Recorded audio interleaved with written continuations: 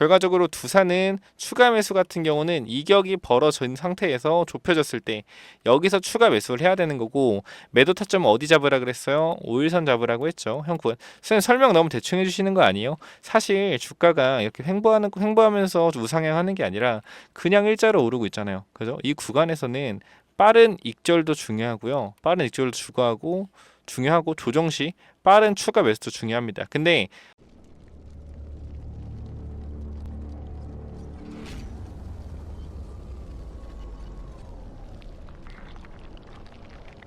네, 안녕하세요. 차트 선생입니다. 자, 오늘 두산 로보틱스 영상을 좀 찍고 있는데 아무래도 다들 똑같아요. 지금 갖고 계신 부분들이 생각하시는 부분들이 언제 매도하지? 언제 사지? 언제 추가 매수하지? 어떻게 하지? 다 이런 부분들입니다. 사실 지금 현재 두산 로보틱스에 과연 이게 회사 가치로 올라가는 것일까요? 아니면은 수급으로 올라가는 걸까요? 저는 일단 현재 부근에서는 회사의 미래 가치성으로 올라간다기보다는 현재는 수급으로 좀 올라가고 있다라고 보시는 게 맞다라고 생각을 해요. 여러분도 아마 이 부분에 동의를 하실 겁니다. 시가총액이 단기적으로 거의 한 2.5배가 올라갔는데 회사 가치가 한 달 만에 2.5배가 올라가지는 않잖아요. 그죠? 에코프로도 마찬가지고 결과적으로 현재는 수급으로 조금 올라가고 있다라고 보여지는데, 이 수급으로 올라가는 이유 중에 가장 큰 두 가지 이유가 있어요. 첫 번째 이유가 뭐냐면은 바로 MSCI 지수 편입, 그리고 두 번째는 코스피 200 지수 편입입니다. 자, 우리가 좀 핵심적으로 봐야 하는 게 MSCI가 뭐고, 그죠? MSCI가 뭐고 코스피 200이 뭐냐 하시는 분들 굉장히 많은데 간단하게만 좀 설명을 드리겠습니다. 자, MSCI는요, 세계적인 주가 지수로 글로벌 펀드의 투자가 기준이 되는 지표이자 최초의 국제 벤치마크이다 라고 좀 나와 있는데, 그러니까 MSCI 모건 스탠리가 이제 지정하는 이 MSCI에 편입이 되면은 국제적인 이 펀드들이 이 MSCI를 추종한단 말이에요. 패시브 자금, 패시브 자금으로 추종하는데 이게 잘 모르시는 분들이 있어요. 그러니까 쉽게 말해서 A라는 종목이 있습니다. A라는 종목이 있는데 예를 들어서 여러분들이 펀드 매니저예요. 그죠? 펀드 매니저인데 A라는 종목을 평소에 싫어했어요. 너무 싫어해. 이거 완전 쓰레기 종목 같아. 근데 내가 운용하는 펀드는 MSCI 지수를 추종하는 그런 펀드입니다. 그러면은 이 MSCI 지수에 A라는 종목이 편입되면은 내가 이거 펀드를 운영하는 펀드 매니저인데 A라는 기업이 너무 싫어. 근데 어쩔 수 없이 사야 되는 거예요. 무조건 사야 된다. 무조건. 왜? 패시브 자금이기 때문에. 패시브 뜻이 뭐죠? 검색하면 바로 나오죠. 여기 보시면은 패시브 자금은 종목 구성을 자유롭게 변경하지 못하고 추종하는 지수의 종목 구성 비중을 따라야 합니다. 그죠? 그러니까 내가 펀드 매니저고 MSCI 지수를 추종하고 있으면은 무조건적으로 사야 된다는 뜻입니다. 코스피 200도 마찬가지예요. 코스피 200도 코스피 1위부터 200위까지 시가총액을 추종하는 코스피 200 지수가 있는데, 그죠? 만약에 여기 코스피 200을 추종하는 내가 펀드 매니저라고 하면은 여기에 두산 로보틱스가 들어오면은 무조건 사야 돼요. 근데 이제 호재가 있는 게 뭐냐면은 12월에 특례 편입 있거든요. 12월에 특례 편입. 여기에 지금 들어가는 게 두산 로보틱스 플러스 에코프로 머티, 얘네가 편입되면서 2월에도 MSCI 지수 여기에도 편입될 가능성이 생겼다라는 거예요. 그래서 신종 용어가 있어요. 페낙괴가 있다. 패시브가 낳은 괴물, 그죠? 요런 거죠. 계속 올라가는 겁니다. 계속 패시브가 낳은 괴물. 왜? 어차피 계속 12월까지는 주가가 올라가도 누가 사니까 코스피 200을 추종하는 펀드들이 사줄 거니까. 주가 빠지더라도 어떻게 돼요? 어차피 2월에 MSCI를 지수를 추종하는 펀드들이 어떻게 사줄 거니까. 그러니까 계속 그냥 사람들이 사는 겁니다. 근데 개인 투자자가 사겠어요? 개인 투자자는 이럴 때 아무 생각이 없단 말이에요. 언제 사요? 지금부터 사는 거죠. 지금부터. 물론 지금부터 사서도 충분하게 먹을 수는 있겠죠. 근데 중요한 건 그거예요. 여러분들이 고민하고 있는 바로 그거. 어디서 팔까? 어디서 팔까? 어디서 살까? 요게 지금 여러분들이 고민하는 건데 간단합니다. 사는 거는 언제든지 사도 돼요. 언제든 사도 되는데 파는 게 좀 중요한데, 자, 사는 거는 일단 파는 것부터 말하겠습니다. 파는 것 같은 경우는 언제 팔아야 되냐면은 5일선 밑에서 사가고 끌러온 사람들은 5일선 무너지면 일단 매도해야 됩니다. 5일선 무너지면은 어떻게? 일단은 매도해야 된다. 왜냐면은 급등주의 공식이 있어요. 급등주 공식 중에 하나가 뭐예요? 5일선. 5일선 공식이 있습니다. 5일선 깨지면 어떻게? 그죠? 급등주 공식 5일선 깨지면 매도해야 된다. 그리고 중심선 깨지면은 고민해야 된다. 중심선 깨지면 고민해야 된다. 저희가 밑에서 두산 로보텍스 추천드렸잖아요. 그죠? 여기서 추천드렸는데 여기서 추천드린 이유가 뭐였죠?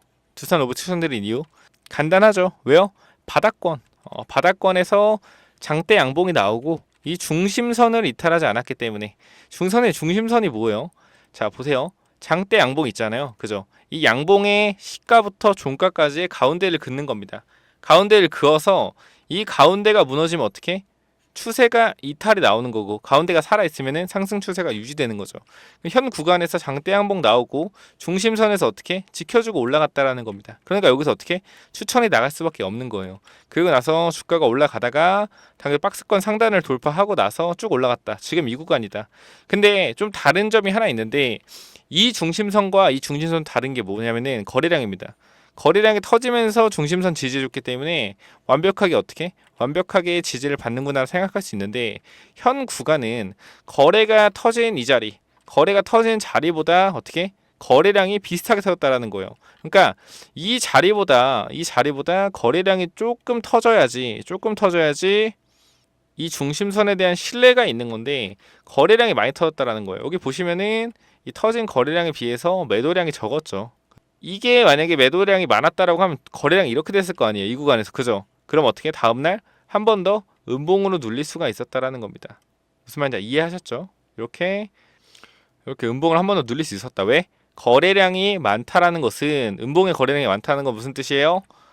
매도할 사람이 많았다라는 거니까 주포가 한 번 더 눌렀다 갔을 수도 있다라는 거 여러분들이 판단하시면 된다라는 거. 그럼 지금 무슨 말이죠? 이 자리는 거래량이 좀 많았기 때문에 한 번 더 눌릴 수 있다라는 겁니다. 언제? 월요일에. 근데 우리가 중요하게 볼 게 뭐예요? 바로 5일선.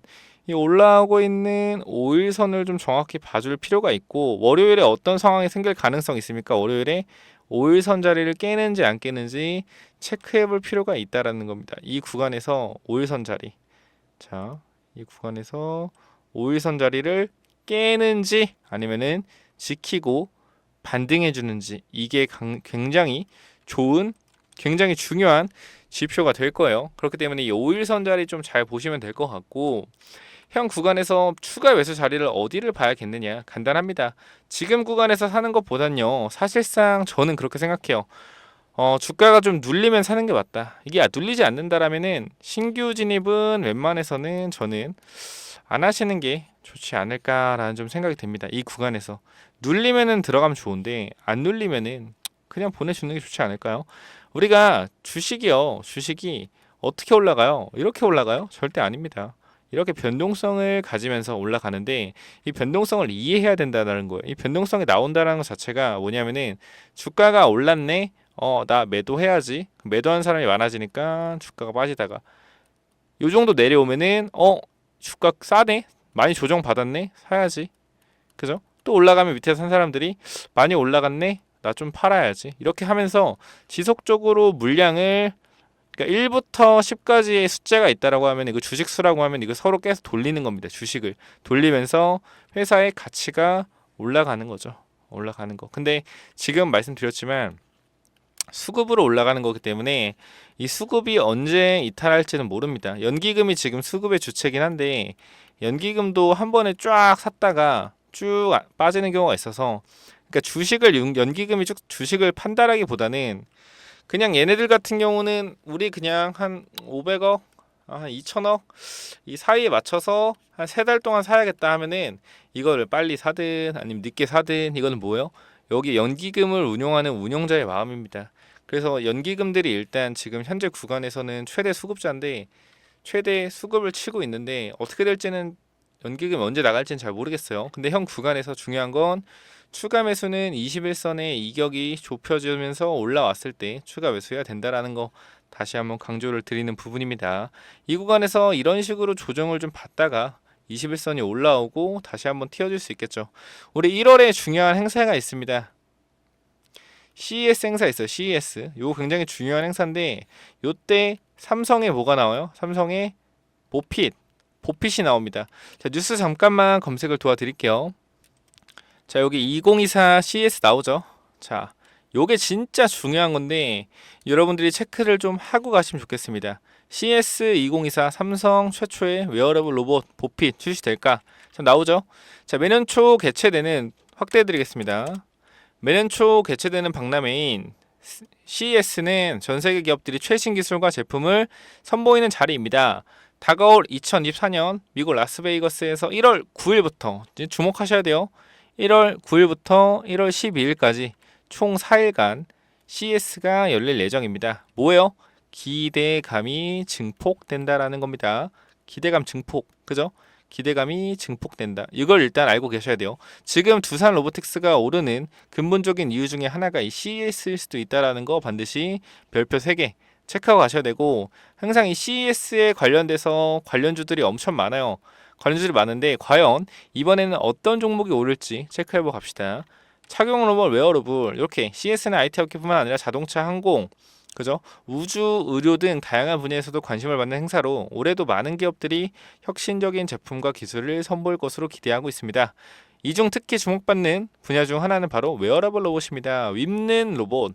삼성전자가 자체 개발한 웨어러블 보행 보조 로봇 GMS. 최근 몇 년간 여러 기업들이 다양한 종류의 웨어러블 로봇을 선보였습니다. 대표적인 예로는 아마존 물리센터 사용되는 어쩌고 이런 게 사용되었다라고 좀 나오는데, 삼성전자의 잼스는 근력 보조용 로봇으로 착용하면 팔이나 다리 등 신체 부의 근육을 대신해 움직임을 도와주도록 역할을 합니다. 이후 2022년에는 보행 보조 로봇 잼스 힙, 2023년 잼스 케어를 선보이며 다양한 분야에서 활용한 로봇을 선보이고 있습니다.